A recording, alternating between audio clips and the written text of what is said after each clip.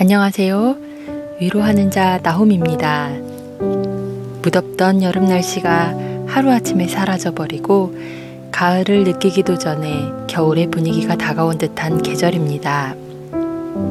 이렇듯 영원히 지속될 듯하던 더위가 정해진 시간에 이르자 허무하게 그 힘을 잃어버렸습니다.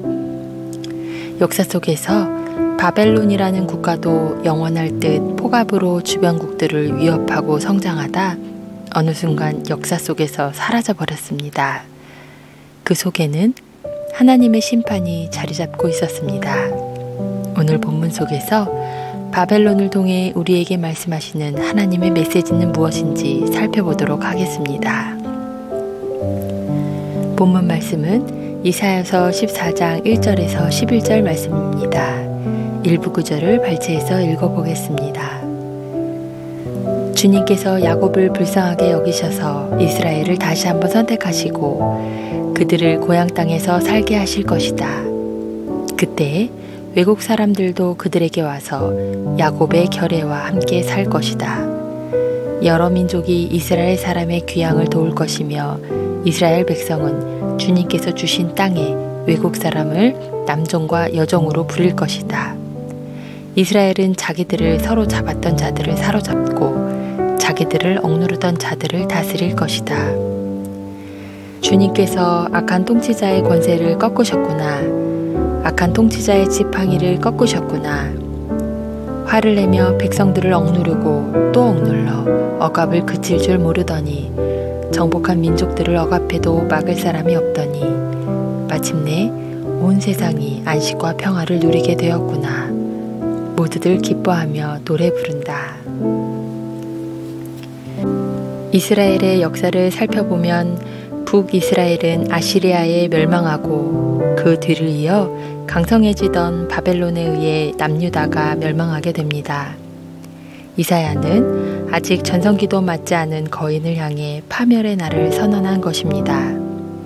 하나님의 지휘 아래 수많은 나라들이 달려들어 그 땅을 멸할 것이라는 내용입니다.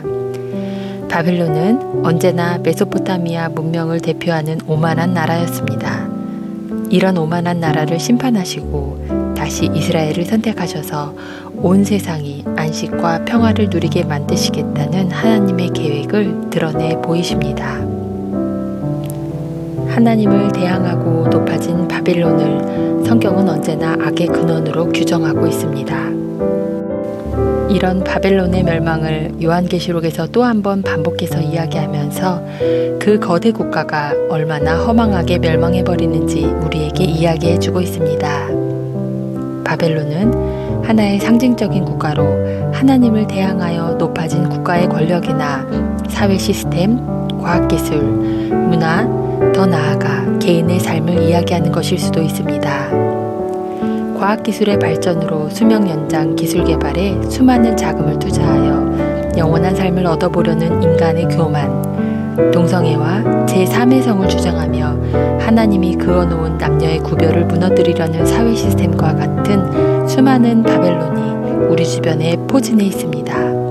더 나아가 자신이 가진 권력이나 재력으로 타인을 억압하거나 학대하는 우리의 교만한 행위, 직장에서의 상하관계 속에서 당연한 권리라 생각하며 동료 직원을 억압하고 성과를 강요하는 문화를 당연시하는 것은 우리 또한 바벨론의 한 시민으로 살아가고 있다는 것을 피부로 느끼게 하는 행위이지 않을까요?